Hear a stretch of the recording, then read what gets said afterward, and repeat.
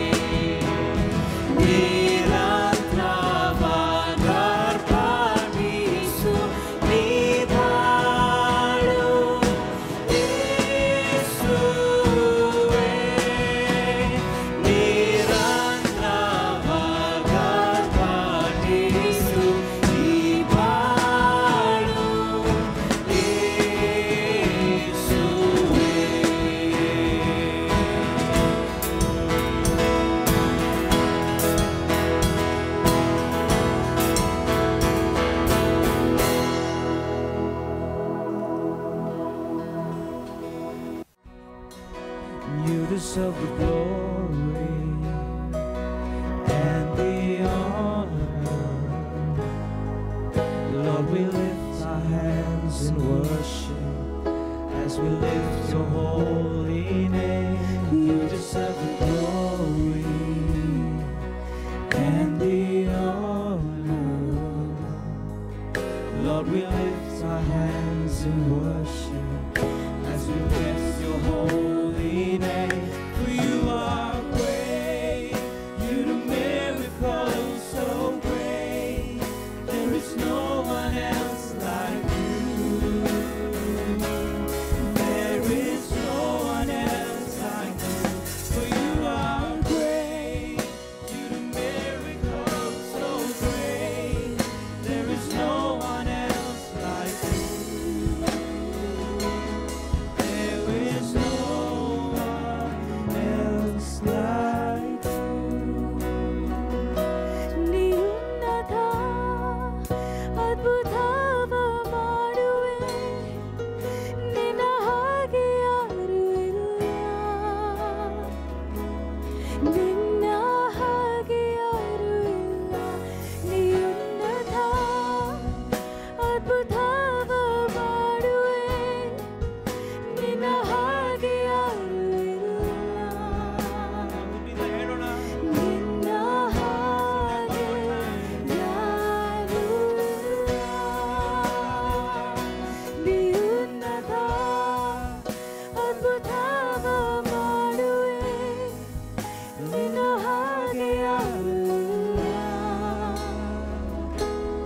ನಿನ್ನ ಹಾಗೆ ಯಾರೂ ಇಲ್ಲ, ನೀ ಉನ್ನತ ಅದ್ಭುತವ ಮಾಡುವೆ, ನಿನ್ನ ಹಾಗೆ ಯಾರೂ ಇಲ್ಲ,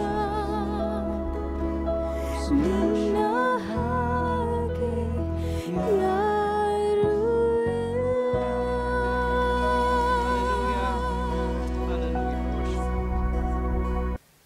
ಕರ್ತನಲ್ಲಿ ಪ್ರೀತಿಯುಳ್ಳ ಸಭೆಯವರೇ, ಮತ್ತೊಂದು ಆವರ್ತಿ ನಿಮ್ಮ ಮಧ್ಯದಲ್ಲಿ ಈ ಆರಾಧನೆಯ ದಿನದಂದು ದೇವರ ವಾಕ್ಯದ ಸಂದೇಶವನ್ನು ಕೇಳಿಸ್ಕೊಳ್ಳಿಕ್ಕೆ ನಾವೆಲ್ಲರೂ ಸಿದ್ಧರಾಗೋಣ. ದೇವರ ವಾಕ್ಯ ದೇವರ ಮನಸ್ಸು. ಆ ವಾಕ್ಯಕ್ಕೆ ದೇವರು ಸಾಕಷ್ಟು ಪ್ರಾಶಸ್ತ್ಯವನ್ನು ಕೊಟ್ಟಿದ್ದಾರೆ. ತಾನಿರುವ ಪರಲೋಕದಲ್ಲಿ ಅದನ್ನು ಶಾಶ್ವತವಾಗಿ ಉಳಿಸಿದ್ದಾರೆ. ಹೀಗಿರುವಾಗ ದೇವರ ವಾಕ್ಯದ ಧ್ಯಾನಕ್ಕೆ ನಾವು ಸಿದ್ಧರಾಗೋಣ. ಪ್ರಾರ್ಥನೆ ಮಾಡಿಕೊಳ್ಳೋಣ.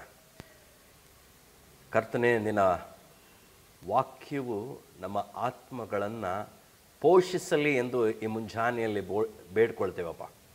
ನಿನ್ನ ವಾಕ್ಯವು ನಮ್ಮ ಹೃದಯವನ್ನು ಪೋಷಿಸಲಿ, ನಮ್ಮ ಆತ್ಮವನ್ನು ಬಲಗೊಳಿಸಲಿ, ನಮ್ಮ ಆಂತರ್ಯವನ್ನು ದೃಢಗೊಳಿಸಲಿ, ನಿನ್ನ ಮನಸ್ಸು ಅರಿಯುವ ಹಾಗೆ ಭಕ್ತಿಯಲ್ಲಿ ಅಭಿವೃದ್ಧಿಗೊಳಿಸಲಿ. ಯೇಸು ಕರ್ತನ ಹೆಸರಿನಲ್ಲಿ ಈ ಪ್ರಾರ್ಥನೆಯನ್ನು ಬೇಡಿ ಹೊಂದಿದ್ದೇನೆ ತಂದೆಯೇ, ಆಮೇನ್. ಕ್ರಿಸ್ತನಲ್ಲಿ ಪ್ರೀತಿಯುಳ್ಳ ಸಭೆಯವರಿಗೆ ಮತ್ತೊಂದು ಆವರ್ತಿ.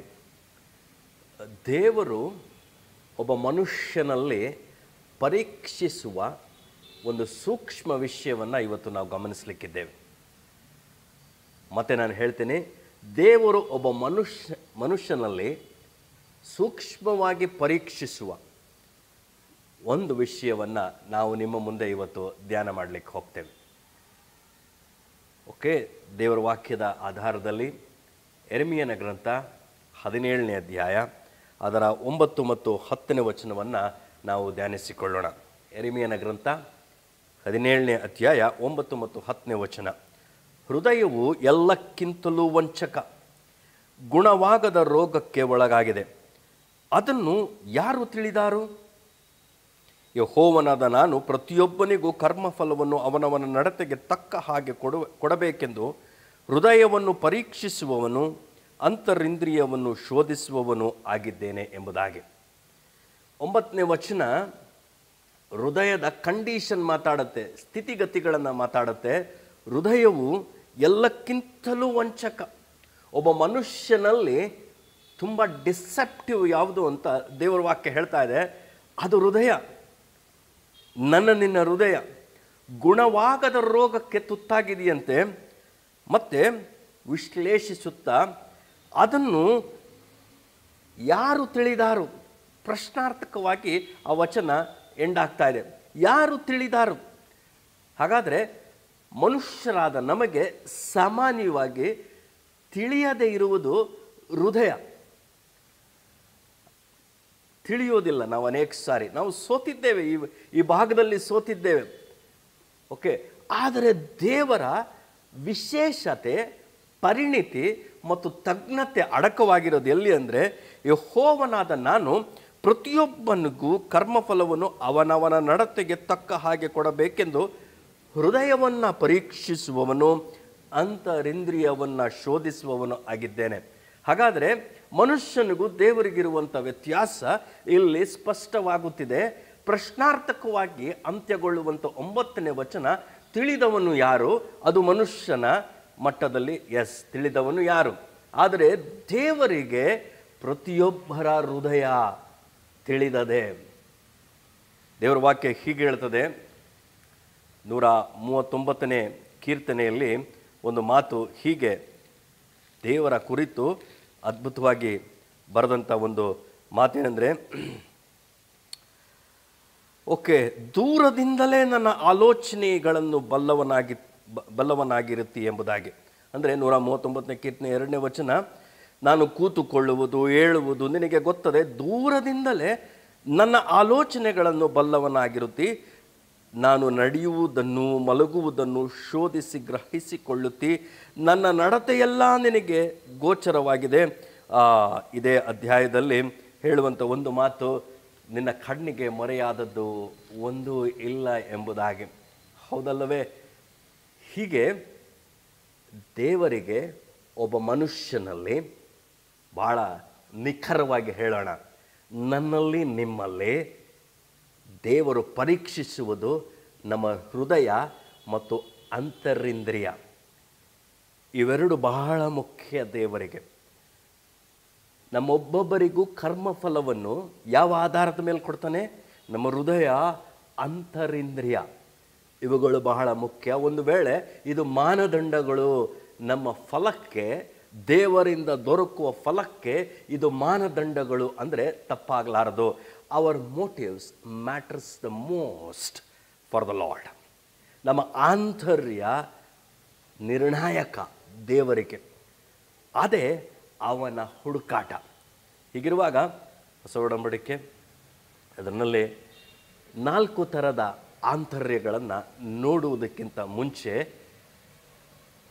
ತಿಳಿದವನು ಯಾರು ಎಂಬ ಪ್ರಶ್ನೆಗೆ ಒಂದು ಚಿಕ್ಕ ಉದಾಹರಣೆಯನ್ನು ಕೊಡ್ತೇನೆ. ಹೇಗೆ ಮನುಷ್ಯರಾದ ನಾವು ಈ ಕ್ಷೇತ್ರದಲ್ಲಿ ವಿಫಲರಾಗಿದ್ದೇವೆ. ಭಕ್ತಾದಿಗಳು ವಿಫಲರಾಗಿದ್ದಾರೆ. ಹೇಗೆ? ಯೆಹೋಷಾಫಾಟನನ್ನು ಕೇಳ್ರಿ. ಅಹಾಬನೊಂದಿಗೆ ಅವನ ವೈಫಲ್ಯ ಅದು ಗೊತ್ತಾಗ್ತದೆ. ಅಹಾಬನ ಮಾತಿಗೆ ನಂಬಿಬಿಡ್ತಾನೆ, ಆದರೆ ಅವನ ಆಂತರ್ಯವೇ ಬೇರೆ ಇತ್ತು. ಸೊ ಹಾಗಾಗಿ 18-19ನೇ ಅಧ್ಯಾಯದಲ್ಲಿ ಬರುವಾಗ ನಮಗೆ ಗೊತ್ತಾಗುತ್ತದೆ ಹೇಗೆ ಯೆಹೋಷಾಫಾಟನು ಗೊಂದಲಕ್ಕೆ ಸಿಕ್ಕಿ ಹಾಕ್ಕೊಳ್ತಾನೆ. ಅರಿಯುವುದಿಲ್ಲ ಅಹಾಬನ ಆಂತರ್ಯದ ಆಲೋಚನೆಗಳು. ಅಷ್ಟೇ ಅಲ್ಲ, ಸಮುವೇಲನೆಂಬ ನೋಡಿ ಕೊನೆ ನ್ಯಾಯಾಧೀಶ, ಮೊದಲನೇ ಪ್ರವಾದಿ, ಇಷಯನ ಮನೆಗೆ ಒಬ್ಬ ಹುಡುಗನನ್ನು ಅಥವಾ ಒಬ್ಬ ಅರಸನನ್ನು ಅಭಿಷೇಕಿಸಬೇಕಾಗಿ ಬರ್ತದೆ.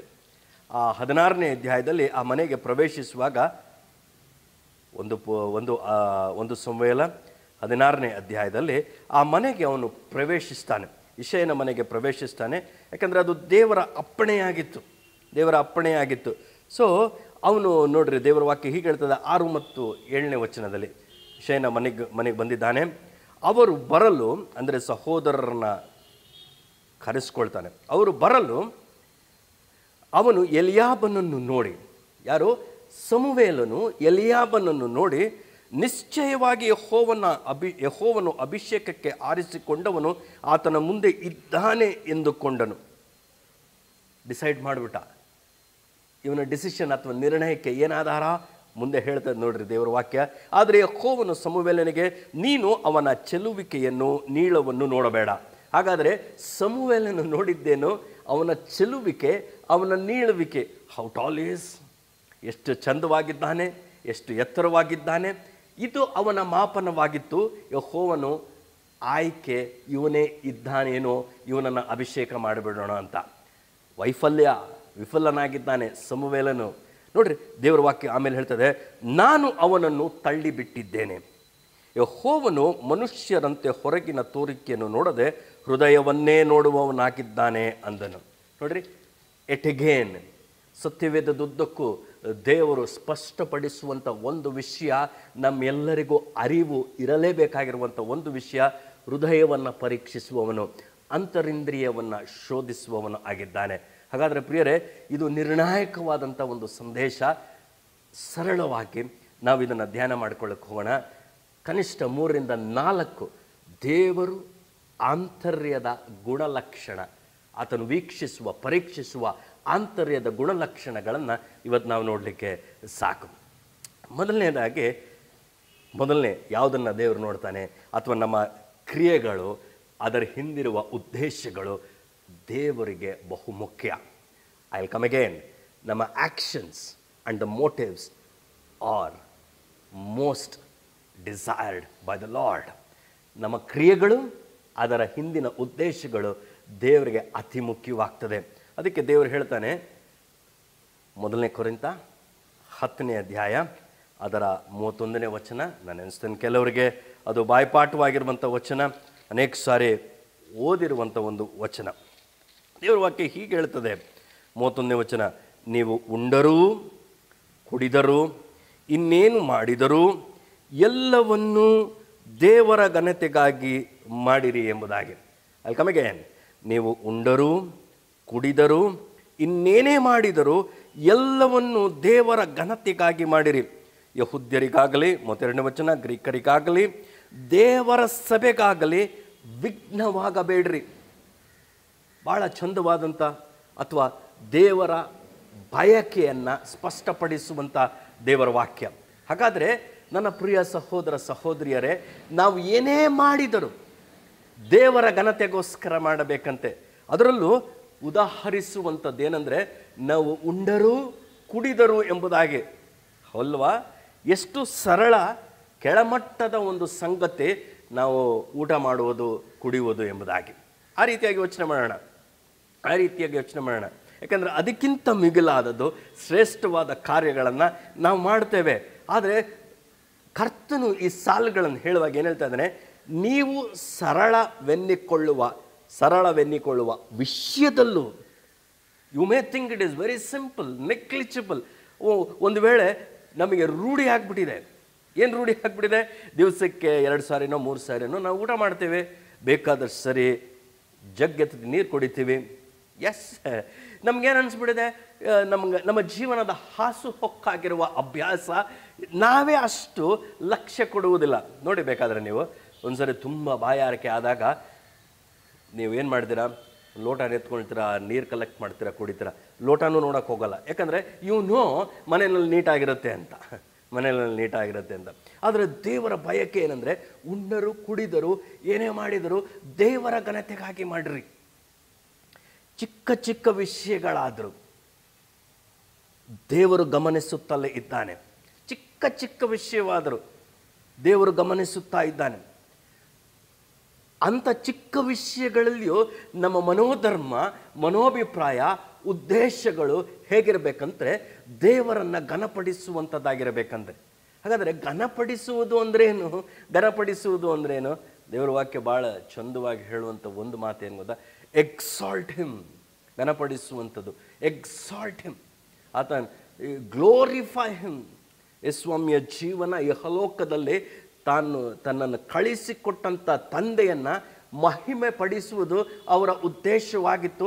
ಯೇಸುವಿನ ಜೀವನ ಚರಿತ್ರೆಯಾದ ಸುವಾರ್ತೆಯನ್ನು ಧ್ಯಾನಿಸಿ ಓದಿದಾಗ ನಮಗೆ ಅರ್ಥವಾಗುವಂಥ ಒಂದು ಸಂಗತಿ, ಪ್ರತಿ ಹಂತದಲ್ಲೂ ಅವರು ಒಂದು ಮನೆಗೆ ಹೋಗಲಿ, ಒಂದು ಊರಿಗೆ ಹೋಗಲಿ, ಏನೇ ಮಾತಾಡಲಿ, ಯಾರ ಜೊತೆಯನ್ನ ಬೆರೆಯಲಿ, ಪ್ರತಿ ಹಂತದಲ್ಲೂ ಯೇಸುಸ್ವಾಮಿ ಹೇಗೆ ನಡ್ಕೊಂಡಿದ್ದಾನೆ ಅಂದರೆ ತನ್ನ ತಂದೆಯನ್ನು ಘನಪಡಿಸಿದ್ದಾನೆ.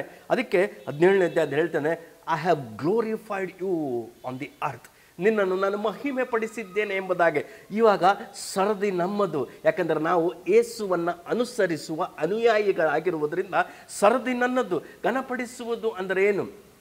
ಓಕೆ, ದಶಾಜ್ಞೆಗಳಲ್ಲಿ 3ನೇ ಒಂದು ಆಜ್ಞೆ ಇದೆ. ಆ ಆಜ್ಞೆ ಏನಂದರೆ, ನಿನ್ನ ದೇವರಾದ ಯೆಹೋವನ ಹೆಸರನ್ನು ಅಯೋಗ್ಯ ಕಾರ್ಯಕ್ಕಾಗಿ ಎತ್ತಬಾರದು ಅಂತಿದೆ.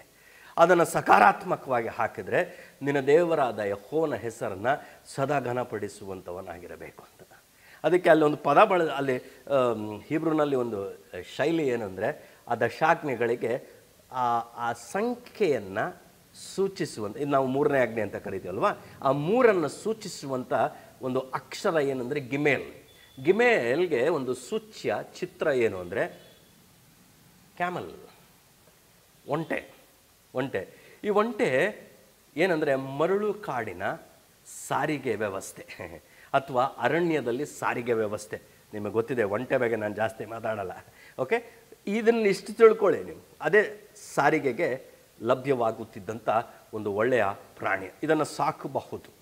ಸೊ ಸಾಕುವವನು ಏನು ಮಾಡ್ತಾನೆ ಅಂದರೆ, ಈ ಒಂಟೆನ ಎಷ್ಟು ಚೆನ್ನಾಗಿ ಸಾಕಿರ್ತಾನೆ ಅಂದರೆ, ಗೂಡ್ಸ್ನ ಅಥವಾ ಸಾಮಗ್ರಿಗಳನ್ನು ಒಂದು ಪ್ರದೇಶದಿಂದ ಇನ್ನೊಂದು ಪ್ರದೇಶಕ್ಕೆ ಹೊತ್ತು ಒಯ್ಯುವಾಗ ಅದು ಲೋಡ್ ಆಗಬೇಕಲ್ಲ ತನ್ನ ಬೆನ್ನ ಮೇಲೆ. ಅವನೊಂದು ಕಮ್ಯಾಂಡ್ ಕೊಟ್ಟರೆ ಸಾಕು, ಅದು ಮೊಣಕಾಲ ಮೇಲೆ ಅದು ಊರಿ ಹಾಗೇ ತನ್ನ ಹೈಟ್ ಕಡಿಮೆ ಮಾಡಿಕೊಳ್ಳುತ್ತೆ. ಯಾಕಂದರೆ ಒಂಟೆ ನಿಂತಿರುವಾಗ ಲೋಡ್ ಮಾಡೋಕ್ಕಾಗೋದಿಲ್ಲ. ಅದು ಮೊಣಕಾಲ ಮೇಲೆ ಅದು ನೆಲದ ಮಟ್ಟಿಗೆ ಅಥವಾ ಮನುಷ್ಯನ ಹೈಟ್ಗೆ ಸರಿಗೆ ಬರಬೇಕು. ಆಗ ಅದರ ಬೆನ್ನ ಮೇಲೆ ಏನು ಮಾಡ್ತಾನೆ, ಈ ಸರಕುಗಳನ್ನೆಲ್ಲ ಸಾಮಗ್ರಿಗಳನ್ನೆಲ್ಲ ಅದನ್ನು ಹೇರ್ತಾನೆ. ಅದರ ಬೆನ್ನ ಮೇಲೆ ಹೇರಿ ಅದನ್ನು ಟೈಟ್ ಮಾಡಿ ಒಂದು ಕಮ್ಯಾಂಡ್ ಕೊಟ್ಟಿದ ತಕ್ಷಣ ಯಾವ ಪ್ರದೇಶಕ್ಕೆ ಹೋಗಬೇಕೋ ಆ ಪ್ರದೇಶಕ್ಕೆ ಹೋಗುತ್ತೆ. ಯು ಕ್ಯಾನ್ ಇಮ್ಯಾಜಿನ್ ಯಾವ ಪ್ರದೇಶಕ್ಕೆ ಹೋಗ್ಬೇಕೋ ಆ ಪ್ರದೇಶಕ್ಕೆ ಬರುತ್ತೆ. ಅವತ್ತು ಲಾರಿ ಇಲ್ಲ, ಇನ್ಯಾವುದೇ ಟ್ರಕ್ ವ್ಯವಸ್ಥೆ ಇಲ್ಲ. ಓಕೆ, ಆ ಪ್ರದೇಶಕ್ಕೆ ಈ ಒಂಟೆ ಹೋದಾಗ ನೋಡಿ, ಒಂಟೆನೇ ಒಂದು ಸ್ವಲ್ಪ ಎತ್ತರವಾಗಿರುವಂಥ ಒಂದು ಪ್ರಾಣಿ. ಆದರೂ ಆ ಊರಿನ ಜನರು ಒಂಟೆಯನ್ನು ಗಮನಿಸ್ತಾ ಇರಲಿಲ್ವಂತೆ, ಅದರ ಬೆನ್ನ ಮೇಲೆ ಹೇರಿರುವಂಥ ಸಾಮಗ್ರಿಗಳನ್ನು ಗಮನಿಸ್ತಾ ಇದ್ರಂತೆ. ಆ ಸಾಮಗ್ರಿಗಳನ್ನು ಗುರುತಿಡಿದು ಇವತ್ತು ನನಗೆ ಅವಶ್ಯವಾದ ಎಲ್ಲ ಊಟೋಪಚಾರಗಳು ಇವತ್ತು ನಮ್ಮ ಊರಿಗೆ ಬಂದಿದೆ ಅಂತ ಸಂತೋಷ ಪಡ್ತಾ ಇದ್ರಂತೆ. ಸಿ, ಒಂಟೆ. ಹಾಗಾದ್ರೆ ತಂದು ಕೊಟ್ಟವ್ರು ಯಾರು? ಒಂಟೆ. ಆದರೆ ಆ ಹಳ್ಳಿಯ ಜನ ಸಂತೋಷ ಪಡ್ತಾ ಇರೋದು ಯಾವುದಕ್ಕೆ? ಒಂಟೆಗಲ್ಲ, ಬೆನ್ನ ಮೇಲೆ ಹೇರಿರುವಂಥ ಆ ಲಗೇಜ್, ನಮ್ಮ ಸಾಮಗ್ರಿ ಅವಶ್ಯಕತೆಗಳು. ನನ್ನ ಪ್ರಿಯ ಸಹೋದರ ಸಹೋದರಿಯರೇ, ಏನು ಹೇಳಲಿಕ್ಕೆ ಬಯಸ್ತಾ ಇದ್ದಾರೆ? ನಾನು ನೀನು ನನ್ನ ಜೀವನದುದ್ದಕ್ಕೂ ಏನೇ ಮಾಡಲಿ, ನಾನೊಂದು ಹಾಡಾಡಲಿ, ವಾದ್ಯಗಳನ್ನು ನುಡಿಸಲಿ, ಪ್ರಸಂಗಿಸಲಿ, ಸೇವೆಯ ಕಾರ್ಯಗಳು ಇತ್ಯಾದಿಗಳು ಯಾವುದೇ ಇರಲಿ, ಕೆಲವು ತೆರೆಗೆ ಬರುತ್ತೆ, ಕೆಲವು ತೆರೆಗೆ ಬರೋದಿಲ್ಲ, ಮರೆಯಾಗಿರುತ್ತೆ.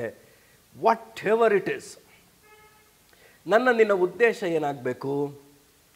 ದೇವರ ವಾಕ್ಯ ಹೇಳುತ್ತೆ, ದೇವರನ್ನು ಘನಪಡಿಸಬೇಕು. ಅಂದರೆ ಅರ್ಥ, they should not see you, ನನ್ನನ್ನು ಅವರು ಗುರುತಿಸಬಾರ್ದು,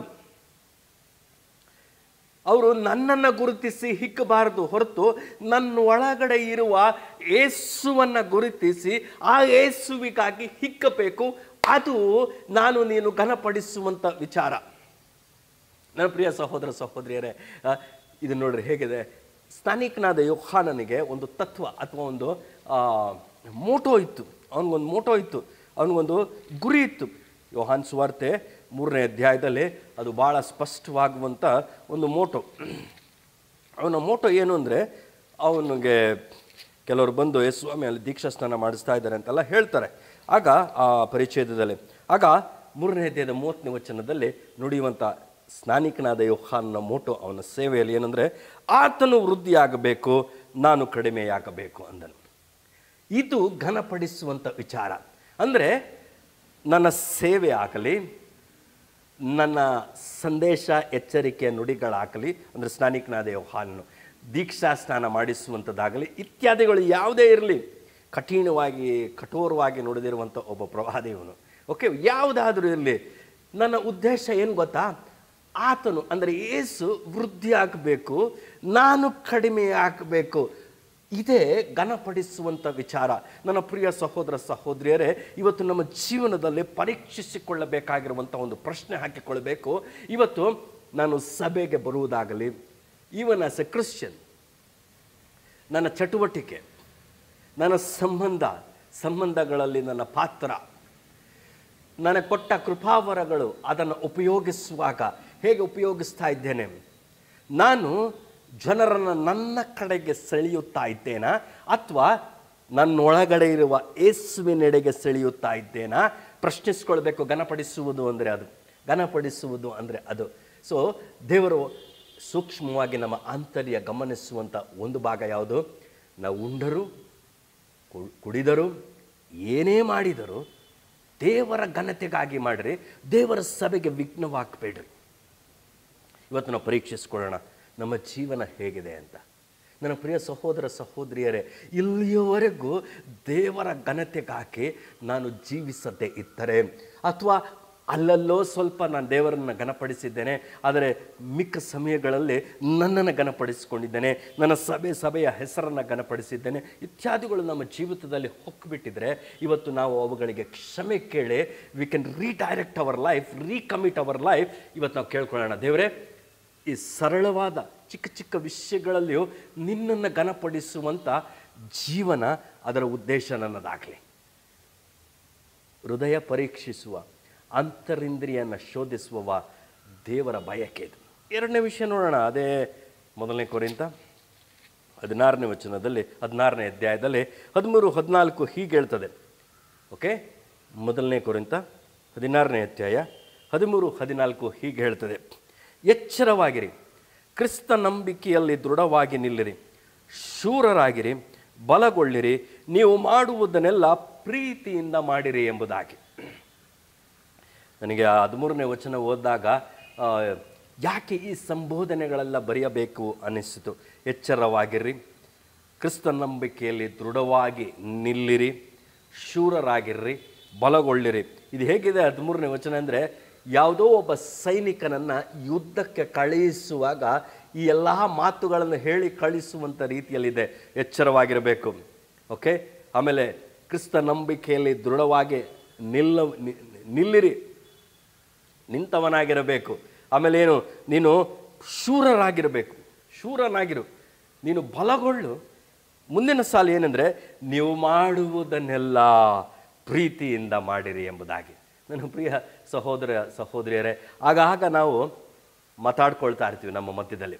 ಏನಂದರೆ, ಜಗಳ ಆಡೋಕ್ಕೆ ಧೈರ್ಯ ಬೇಕಾಗಿಲ್ಲ, ಬಲ ಬೇಕಾಗಿಲ್ಲ, ಶೂರರಾಗಬೇಕಾಗಿಲ್ಲ. ಎಚ್ಚರ ಕೂಡ ತಪ್ಪಿದ್ರು ಸಾಕು, ಜಗಳ ಆಡ್ಬೋದು. ನಾವು ಅಸಮಾಧಾನಕ್ಕೆ ಕಾರಣವಾಗಬಹುದು. ಒಂದು ಸಣ್ಣ ಮಾತು ಸಾಕು, ಸಣ್ಣ ಮಾತು ಸಾಕು. ಯಾರೋ ಹೇಳ್ತಾ ಇದ್ರು, ಎಷ್ಟು ಒಳ್ಳೆಯ ಸಂಬಂಧ, ಆದರೆ ಅವರು ಆಡಿದ 5 ನಿಮಿಷದಲ್ಲಿ 8 ಕುಟುಂಬಗಳ ಮಧ್ಯೆ ಸಂಬಂಧ ಒಡೆದೋಯ್ತು ಎಂಬುದಾಗಿ. ನೋಡಿ ಹೇಗಿದೆ ಮಾತು. ನಾವು ಮಾತಾಡುವಾಗ ಎಷ್ಟು ಎಚ್ಚರಿಕೆಯಿಂದಿರಬೇಕಲ್ಲ.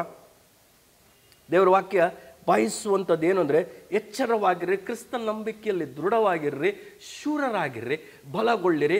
ಉದ್ದೇಶ ಏನು? ನಾವು ಮಾಡುವುದನ್ನೆಲ್ಲ ಪ್ರೀತಿಯಿಂದ ಮಾಡಬೇಕಂತೆ. ಎಂಥ ಕ್ಯಾರೆಕ್ಟರ್ ರೀ ಅದು.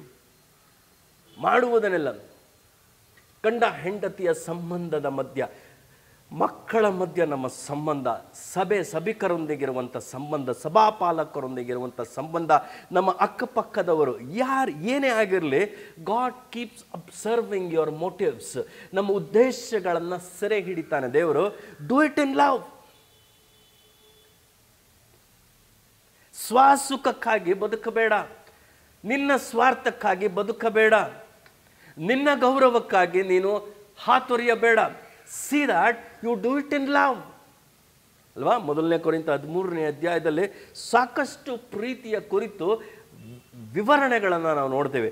ನನಗೆಲ್ಲ ಕೃಪಾವರಗಳಿದ್ದು, ನಂಬಿಕೆ ಇದ್ದು, ಇತ್ಯಾದಿಗಳು ಎಲ್ಲವೂ ಕೂಡ ಇದ್ದು, ನನ್ನಲ್ಲಿ ಪ್ರೀತಿ ಇಲ್ಲದಿದ್ದರೆ ನಾನು ಪ್ರಯೋಜನವಿಲ್ಲದವನು ಅಂತ ಹೇಳ್ತದೆ. ಮತ್ತು ಪ್ರೀತಿಯ ಎಲ್ಲ ಲಕ್ಷಣಗಳು ಕೂಡ ಕೊಡಲ್ಪಟ್ಟಿದೆ. 1-2 ಲಕ್ಷಣಗಳನ್ನು ಹೇಳಲಿಕ್ಕೆ ನಾನು ಇಷ್ಟಪಡ್ತೇನೆ. ನಮ್ಮ ಪ್ರಮಾದಗಳ ದಾಖಲೆಯನ್ನು ಇಡುವುದಿಲ್ವ ಅಂತಂದರೆ, ನಮ್ಮ ಇತರರ ತಪ್ಪುಗಳ ದಾಖಲೆಯನ್ನು ನೆನಪಿಸಿಕೊಳ್ಳುವುದಿಲ್ಲ. ಪ್ರೀತಿಯ ಲಕ್ಷಣ ಅದು, ಪ್ರೀತಿಯ ಲಕ್ಷಣ. ನೆನೆಸಿಕೊಳ್ಳುವುದಿಲ್ವಂಥದ್ದು. It will not remember the wrongs. ಎಷ್ಟು ಕಷ್ಟ ಅಲ್ಲ ಪ್ರಿಯರೇ, it will not remember the wrongs. ಪರಹಿತವನ್ನು ಆಲೋಚಿಸುವಂಥದ್ದು ಪ್ರೀತಿ. ನನಗೆ ಯೇಸುಸ್ವಾಮಿಯ ಇಡೀ ಜೀವನ ಪ್ರೀತಿಯನ್ನು ಅಭ್ಯಾಸಿಸಿರುವಂಥ ಒಂದು ಜೀವನ.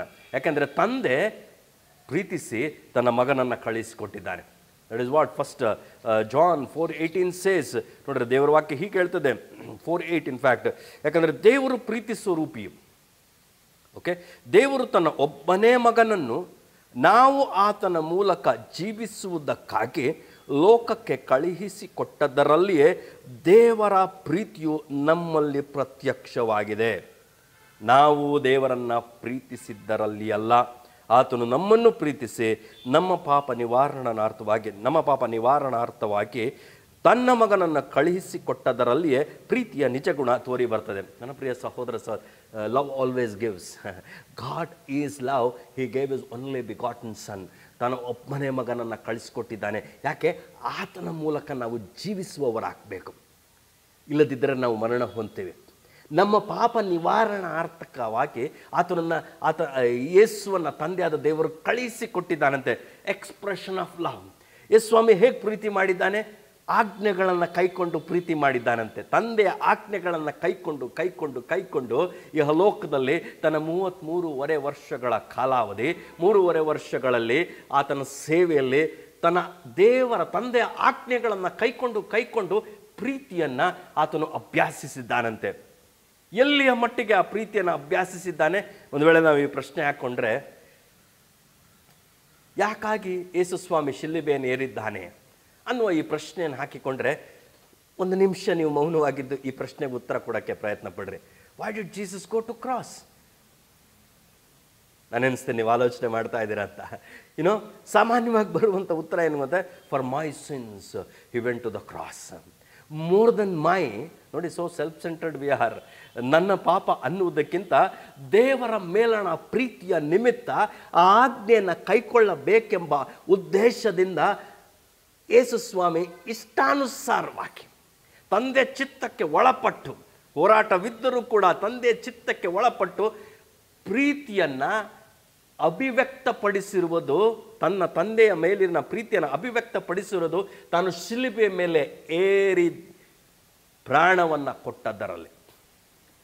ಹಿ loved his father, so when he took his cross up. ನನ್ನ ಪ್ರಿಯ ಸಹೋದರ ಸಹೋದರಿಯರ, ದೇವರ ವಾಕ್ಯ ಅದನ್ನೇ ನಮಗೆ ಶಿಫಾರಸು ಮಾಡೋದು. ನೀವು 1 Corinthians 13 ಓದಿದ್ರೆ 13 ವಚನ ಇದೆ. ಆದರೆ 14:1 1 Corinthians 14:1 ಇಸ್ ವೆರಿ ಇಂಪಾರ್ಟೆಂಟ್. ಯಾಕಂದರೆ ಪ್ರೀತಿಯನ್ನು ಚೆನ್ನಾಗಿ ಅಭ್ಯಾಸ ಮಾಡಿಕೊಳ್ಳ್ರಿ. ಐ ಡೋಂಟ್ ಥಿಂಕ್ ಹುಟ್ಟಿದಂದಿನಿಂದ ಈ ಪ್ರೀತಿ ನಮ್ಮಲ್ಲೇ ಇದೆ, ಇನ್ಸ್ಟಿಂಕ್ಟ್ ಆಗಿದೆ. No, I don't think sir.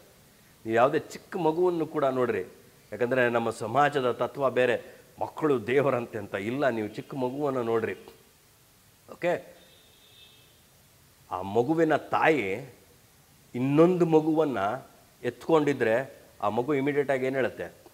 ಗಲಾಟೆ ಮಾಡುತ್ತೆ. ಸಾಮಾನ್ಯವಾಗಿ ಗಲಾಟೆ ಮಾಡುತ್ತೆ, ಕೆಳಗಿಳಿ ಅನ್ನುತ್ತೆ. ಕೈ ಚಿಕ್ಕದಿದ್ದರೂ ನೋಡಿ ನೀವು ಆ ಮಗುಗೆ ಎಷ್ಟೆಲ್ಲ ಆಟ ಸಾಮಾನುಗಳನ್ನ ಇಟ್ಕೊಳ್ಳೋಕ್ಕೆ ಸಾಧ್ಯವೋ ಅಷ್ಟೆಲ್ಲ ಆಟ ಸಾಮಾನುಗಳನ್ನ ಇಟ್ಕೊಳ್ಳೋಕ್ಕೆ ಪ್ರಯತ್ನ ಪಡುತ್ತೆ. ಐ ಡೋಂಟ್ ಥಿಂಕ್ ಹುಟ್ಟಿದಂದಿನಿಂದ ನಮಗೆ ಈ ಗುಣ ಇದೆ ಎಂಬುದಾಗಿ. ತತ್ವ ಸರಿ ಇಲ್ಲ ಅದು. ಚಿಕ್ಕ ಮಕ್ಕಳು ದೇವರನ್ನು ಕೆಲವು ವಿಷಯಗಳಲ್ಲಷ್ಟೇ ನಾನು ಒಪ್ಕೊಳ್ತೀನಿ. You can see the traces there right from the beginning. ಆದರೆ ದೇವರು ತನ್ನ ಪವಿತ್ರಾತ್ಮನ ಮೂಲಕ ಪ್ರೀತಿಯ ರಸವನ್ನು ನಮ್ಮ ಹೃದಯಗಳಲ್ಲಿ ಸುರಿಸುತ್ತಾನೆ. ರೋಮಪುರ ಬರೆದ ಪತ್ರ 5ನೇ ಅಧ್ಯಾಯದಲ್ಲಿ ಮೊದಲಿನ 5ನೇ ವಚನಗಳಲ್ಲಿ ಓದಿದಾಗ ನಮಗೆ ಗೊತ್ತಾಗ್ತದೆ. ಹೀಗಿರುವಾಗ ನನ್ನ ಪ್ರಿಯ ಸಹೋದರ ಸಹೋದರಿಯರೇ, ನಾವು ಏನೇ ಮಾಡಿದರೂ ಪ್ರೀತಿಯಿಂದ ಮಾಡೋಣ. ಓಕೆ, ನಮ್ಮ ಮನೆಗಳಲ್ಲೇ ಅದನ್ನು ಅಭ್ಯಾಸ ಮಾಡೋಣ. ಓಕೆ, ನಮ್ಮ ನೆರೆ ಹೊರೆಯವರೊಂದಿಗೆ ಅಭ್ಯಾಸ ಮಾಡೋಣ. ನಮ್ಮ ಸಭೆಯಲ್ಲಿ ನಾವು ಇದನ್ನು ಅಭ್ಯಾಸ ಮಾಡೋಣ. ವೈರಿಗಳನ್ನೂ ಕೂಡ ಪ್ರೀತಿಸಿರಿ. ಈ ಮಾತಿಗೆ ಬೋಧಿಸಿದ ಮಾತ್ರ ಅಲ್ಲ, ಯೇಸು ಸ್ವಾಮಿ ತನ್ನ ಶಿಲುಬೆಯಲ್ಲಿ ಆ ಕ್ರೂರ ಹಿಂಸೆಯನ್ನು ಅನುಭವಿಸುವಾಗಲೂ ಈ ಸಾಲನ್ನು ಅವರು ಜೀವಿಸಿದ್ದಾರೆ. ಹೇಗೆ ಜೀವಿಸಿದ್ದಾರೆ ಅಂದರೆ, ಶಿಲುಬೆ ಮೇಲೆ ಅವ್ರು ಮಾಡಿರುವಂಥ ಮೊದಲನೇ ಪ್ರಾರ್ಥನೆ, ತಂದೆಯವರನ್ನು ಕ್ಷಮಿಸು, ಅವರು ಏನು ಮಾಡ್ತಾ ಇದ್ದಾರೋ ಗೊತ್ತಿಲ್ಲ ಎಂಬುದಾಗಿ ಹೇಳುವುದರ ಮೂಲಕ ಆ ಪ್ರೀತಿಯನ್ನು ಅವರು ಅಲ್ಲಿ ಮೆರೆದಿದ್ದಾರೆ. ನಮಗೋಸ್ಕರ ಪ್ರಾಣ ಕೊಡುವುದರಲ್ಲಿ ಪ್ರೀತಿಯನ್ನು ವ್ಯಕ್ತಪಡಿಸಿದ್ದಾರೆ. ಹೌದಲ್ವಾ ಪ್ರಿಯರೇ? ಇವತ್ತು ನಮ್ಮನ್ನು ಬೈದವರನ್ನು, ನಮ್ಮ ಕುರಿತು ಹೊಟ್ಟೆ ಕಿಚ್ಚುಪಟ್ಟವರನ್ನು, ಹಗೆಪಟ್ಟವರನ್ನು, ಅಸಹಿಸಿದವರನ್ನು, ನಮ್ಮನ್ನು ಕುಗ್ಗಿಸಿದವರನ್ನು, ಈ ಕೆಲವೊಮ್ಮೆ ಮನೆಗಳಲ್ಲೇ ಇರ್ತಾರೆ ನೆಂಟ್ರಿ ಅವರು, ಆಗಾಗ ಸಿಗ್ತಾ ಇರ್ತಾರೆ ಅವರು ನಮ್ಮ ಎದುರುಗಡೆ ಬಂದುಬಿಟ್ರೆ ನಮ್ಮ ಮನಸ್ಸು ಹೇಗಾಗ್ಬೋದು? ಅದಕ್ಕೆ ಯಾರೊಬ್ಬರು ಹೇಳ್ತಾ ಇದ್ದಾರಂತೆ, ಹೋದ ವಾರ ಚೆನ್ನಾಗಿ ಜಗಳ ಆಡಿದ್ನಂತೆ ಅವನು. ಹೋದ ವಾರ ಚೆನ್ನಾಗಿ ಜಗಳ ಆಡಿದ್ನಂತೆ. ಚರ್ಚ್ಗೆ ಓಡಿ ಬರಬೇಕಾಗಿತ್ತು, ಸ್ವಲ್ಪ ಲೇಟ್ ಆಯ್ತಂತೆ. ಚರ್ಚ್ ತುಂಬಿತ್ತಂತೆ, ಒಂದೇ ಒಂದು ಚೇರ್ ಖಾಲಿ ಇತ್ತಂತೆ. ಆ ಒಂದಾನ ಚೇರ್ ಖಾಲಿ ಇದ್ದಿಲ್ಲ ಅಂತ ಬಂದಲ್ಲಿ ತಡಕ್ ಅಂತ ಕೂತ್ಕೊಂಡಂತೆ. ಪಕ್ಕಕ್ಕೆ ನೋಡ್ತಾನಂತೆ, ಹೋದ ವಾರ ಗಲಾಟೆ ಆಗಿರೋ. ಭಾಳ ಇಡೀ ಸರ್ವಿಸ್ ಹೇಗೆ ಕಳಿಯೋದು ಅಂತ ಭಾಳ ಕಷ್ಟ ಆಯ್ತಂತೆ. ಲುಕ್ ಆದರೆ ಯೇಸುಸ್ವಾಮಿ ಹೇಳ್ತಾ ಇದ್ದಾರೆ, ನಿನ್ನ ವೈರಿಗಳನ್ನು ಕೂಡ ಪ್ರೀತಿಸು. ಆ ಪ್ರೀತಿಯನ್ನು ಶಿಲುಬೆ ಮೇಲೆ ಬ್ಯೂಟಿಫುಲ್ ಆಗಿ ವ್ಯಕ್ತಪಡಿಸಿದ್ದಾರೆ. ಅನುಸರಣೆಗೆ ಯೋಗ್ಯವಾದಂಥ ಮಾದರಿ. ನೀವೇನೇ ಮಾಡಿದರೂ ಪ್ರೀತಿಯಿಂದ ಮಾಡಿರಿ, ಇದಕ್ಕೆ ಕರ್ತನು ಫಲ ಕೊಡ್ತಾನೆ. ಮೂರನೇ ಒಂದು ಅಂಶ ನೋಡೋಣ.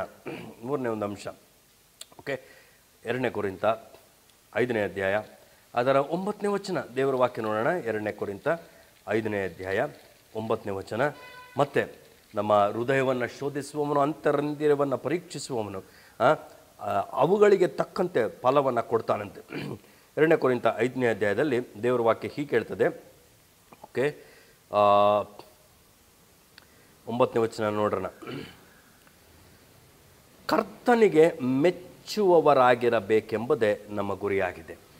ಓಕೆ, 8ನೇ ವಚನದಿಂದ ಓದ್ಬಿಡ್ತೀನಿ ಅದನ್ನು ನಾನು. ನಾವು ದೂರದಲ್ಲಿರುವ ಕರ್ತನಿಗೆ ಪ್ರವಾಸಿಗಳಾಗಿದ್ದೇವೆಂಬುದನ್ನು ಬಲ್ಲೆನು. ಇದನ್ನು ಆಲೋಚಿಸಿ ನಾವು ಧೈರ್ಯವುಳ್ಳವರಾಗಿದ್ದು ದೇಹವನ್ನು ಬಿಟ್ಟು ಕರ್ತನ ಬಳಿಯಲ್ಲಿರುವುದೇ ಉತ್ತಮವೆಂದು ಎಣಿಸುತ್ತೇವೆ. ಆದುದರಿಂದ ನಾವು ದೇಹವೆಂಬ ಮನೆಯಲ್ಲಿದ್ದರೂ ಸರಿಯೇ, ಅದನ್ನು ಬಿಟ್ಟಿದ್ದರೂ ಸರಿಯೇ, ಕರ್ತನಿಗೆ ಮೆಚ್ಚುವವರಾಗಿರಬೇಕೆಂಬುದೇ ನಮ್ಮ ಗುರಿಯಾಗಿದೆ. What is the third motive God looks for? See that you pleases him. In all you do see that you pleases him. ಆತನನ್ನು ಮೆಚ್ಚಿಸುವುದಕ್ಕೆ ನಮ್ಮ ಆದ್ಯತೆವಾಗಬೇಕು. ಯಾಕಂದರೆ ನಮ್ಮ ಸೃಷ್ಟಿಯ ಉದ್ದೇಶ ಏನು ಗೊತ್ತಾ?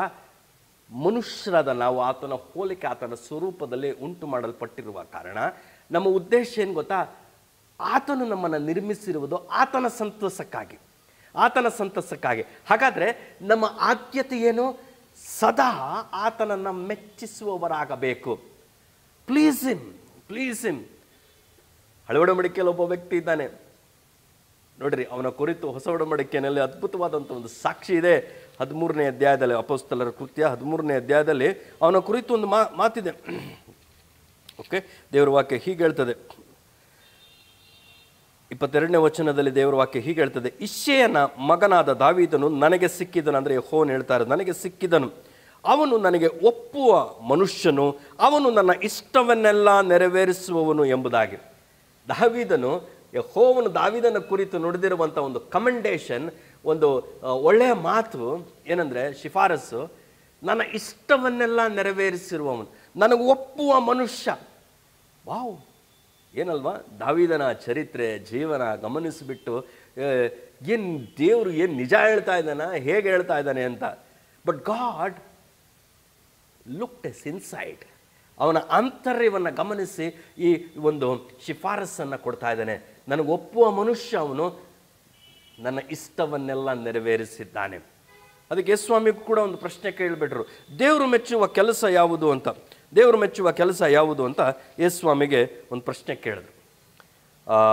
ಯೋಹಾನ್ ಸುವಾರ್ತೆ 6ನೇ ಅಧ್ಯಾಯದ 28ನೇ ವಚನ, ಅವರು ದೇವರಿಗೆ ಮೆಚ್ಚುಗೆಯಾದ ಕೆಲಸಗಳನ್ನು ನಾವು ನಡೆಸಬೇಕಾದ್ರೆ ಏನು ಮಾಡಬೇಕೆಂದು ಆತನನ್ನು ಕೇಳಿದ್ದಕ್ಕೆ ಯೇಸು, ದೇವರು ಮೆಚ್ಚುವ ಕೆಲಸ ಯಾವುದೆಂದರೆ ಆತನು ಕಳುಹಿಸಿಕೊಟ್ಟವನನ್ನು ನೀವು ನಂಬುವುದೇ. ವೆನ್ ಯು ಬಿಲೀವ್ ಜೀಸಸ್, ಇದು ಮೊದಲನೇ ಹೆಜ್ಜೆ. When you believe Jesus, God is pleased. ನೀವು ಯೇಸುವನ್ನು ನಂಬುವುದರ ಮೂಲಕ, ನಂಬಿಕೆ ಇಲ್ಲದೆ ಆತನನ್ನು ಮೆಚ್ಚಿಸುವುದು ಅಸಾಧ್ಯ. ಇಬ್ರಿಯರ ಗ್ರಂಥ 11ನೇ ಅಧ್ಯಾಯ ನಾವು ನೋಡ್ತೇವೆ. ಓಕೆ, ಆತನ ನಂಬಬೇಕು. ಏನು ನಂಬಿಕೆ?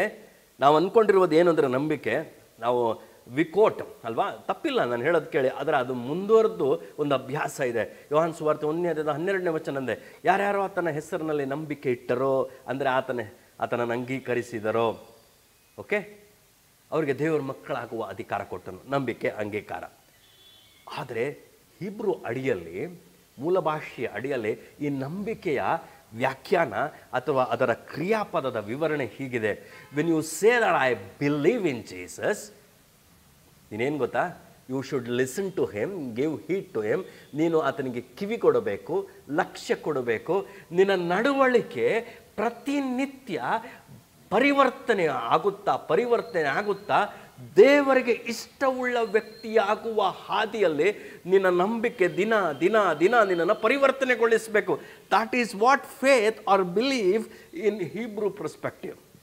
ನನ್ನ ಪ್ರಿಯ ಸಹೋದರ, believers so easy to tell many a times, believers so easy to tell.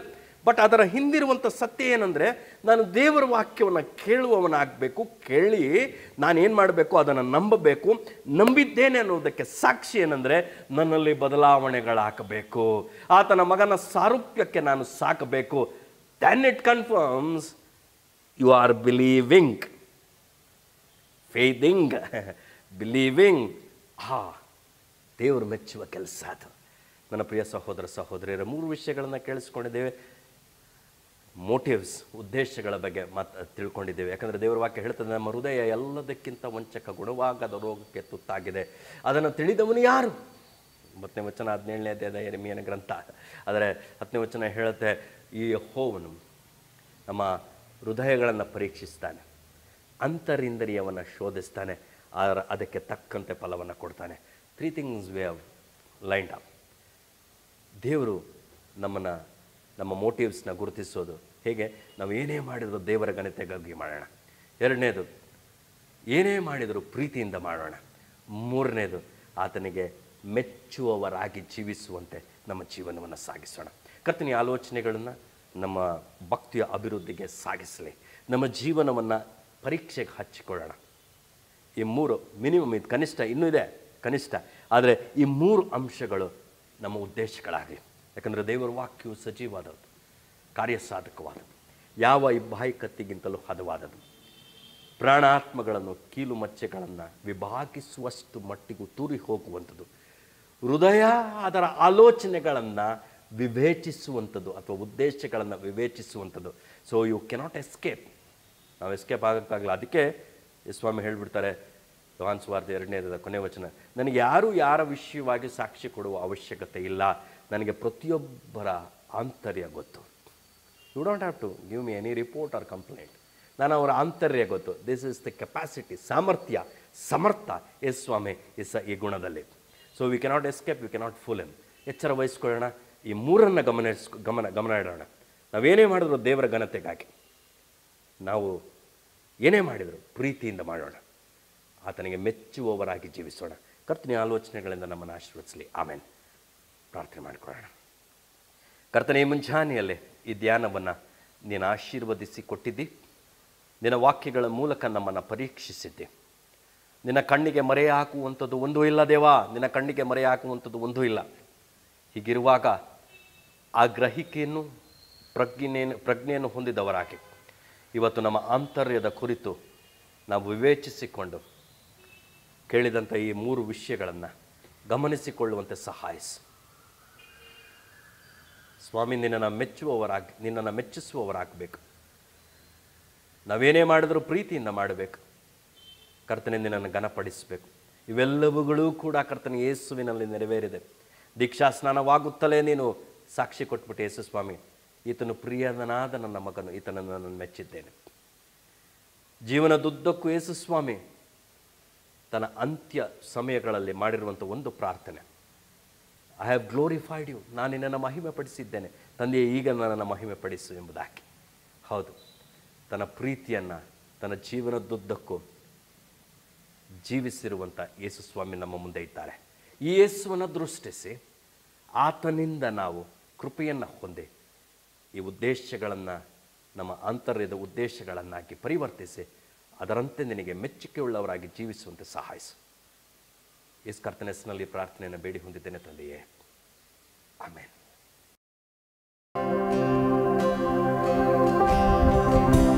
Change my heart, oh God. Make it ever true. Change my heart, oh God. Change my heart, oh Lord. May I be like you. Yes. Change my heart, oh God. Change my heart, oh Lord. Make it ever true. Change my heart, oh God. May I be like you. Change my heart, oh Lord. Change my heart, oh God. Change my heart, oh God. Make it ever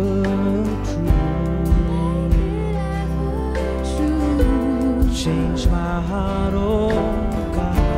Change my heart, oh God. May I be like you. For you are the potter, and I am the clay. Mold me and make me. This is what I pray. Change my heart, oh God. Change my heart, oh God. Make it ever true. Make it ever true. Change my heart, oh God. Change my heart, oh Lord.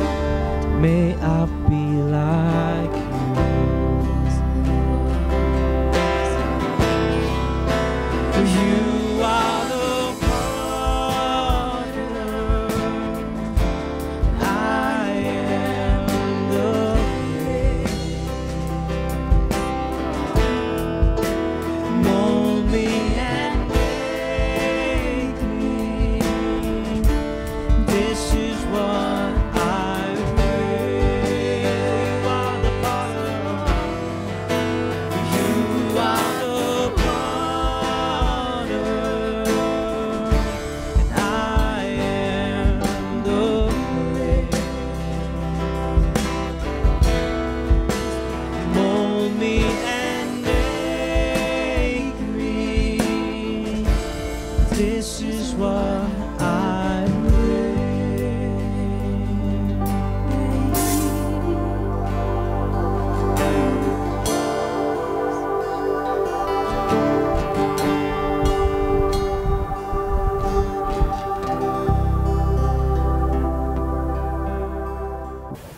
ಕರ್ತನಲ್ಲಿ ಪ್ರೀತಿಯ ಸಹೋದರ ಸಹೋದರಿ, ಈ ದಿನದ ಆರಾಧನೆಯಲ್ಲಿ ನೀವು ಪಾಲು ಹೊಂದಿದ್ದೀರಿ, ಆತನನ್ನು ಸ್ತುತಿಸಿದ್ದೀರಿ, ಕೊಂಡಾಡಿದ್ದೀರಿ ಮತ್ತು ಶ್ರದ್ಧೆಯಿಂದ ದೇವರ ವಾಕ್ಯವನ್ನು ಕೇಳಿದ್ದೀರಿ. ದೇವರ ವಾಕ್ಯವು ನಿಮ್ಮ ಸಂಗಡ ಮಾತಾಡಬೇಕೆಂಬುದೇ ನಮ್ಮ ಆಶೆ, ನಮ್ಮ ಪ್ರಾರ್ಥನೆಯಾಗಿದೆ. ಕರ್ತನ ಆತ್ಮನು ನಿಮ್ಮ ಆಧ್ಯಾತ್ಮಿಕ ಕೊರತೆಗಳನ್ನು ನೀಗಿಸಲಿ, ನಿಮ್ಮ ಪ್ರಶ್ನೆಗಳಿಗೆ ಉತ್ತರ ಆತನ ಮೂಲಕ ದೊರಕುವಂತಾಗಲಿ.